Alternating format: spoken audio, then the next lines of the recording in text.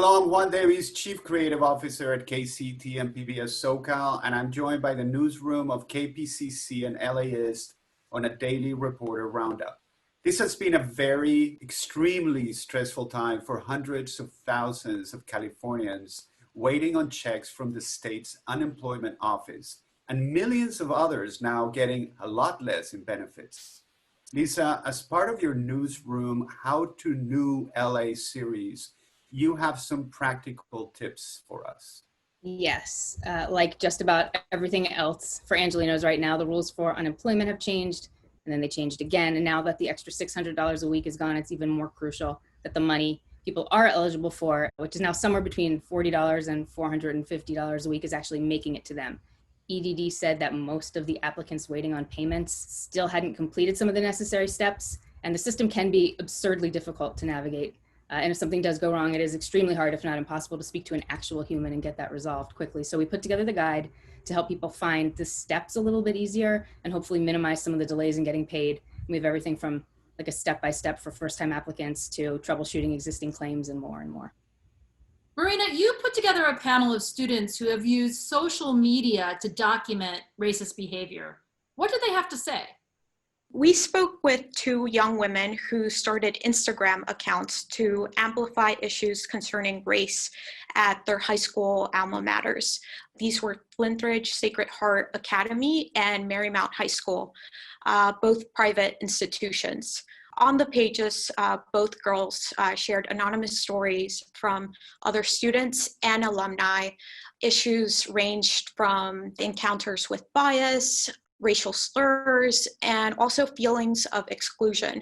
Both of the alumni told us that as Black queer women, they too can relate to these experiences. There has been a lot of justifiable concern about COVID-19 spreading in childcare facilities. Mariana looked into what's happened at one facility. So there was an outbreak at a center called Proyecto Pastoral in Boyle Heights. They remained open to care for essential worker families through the pandemic. And between late June and mid-July, 5 teachers were confirmed to have COVID-19. I talked with the nonprofit's executive director, and she says that they followed all the safety guidelines. Staff were wearing masks, kids were kept in small groups, and there was rigorous cleaning.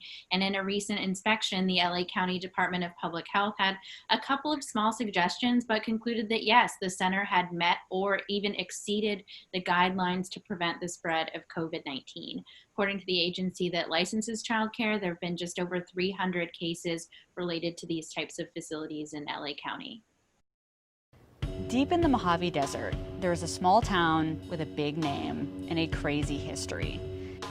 I am very happy to report that Emily's fascinating podcast, California City, is a hit.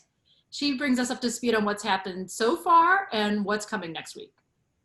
So this week I did kind of a deep dive on one character in particular. His name is Ken Donnie. He's a former prosecutor for the Federal Trade Commission in the 70s. And back then he kind of helped bring down the company that was fraudulently selling land to tens of thousands of people in California City. He helped a lot of these people get their money back. And so in that way, he's kind of the closest thing to a hero that the story has. But the thing about Ken Donnie is that it's actually very difficult to view him this way as kind of a consumer protection hero, because almost 2 decades later, he went on to kill his wife and he's now in prison, which is where I did all my interviews with him. And he is maybe the most extreme example of something I noticed about almost everyone in the podcast, which is that, victims are often perpetrators, heroes can be villains, and really everyone's nuanced. No one is all bad or all good. And next week on the show, there's another example of that. You'll learn more about the seemingly main victim character, Ben Perez, the one who invested with Silver Saddle Ranch in the first episode. And you'll learn that similar to some of the other characters, it's not as simple as it seems. He's not purely a victim.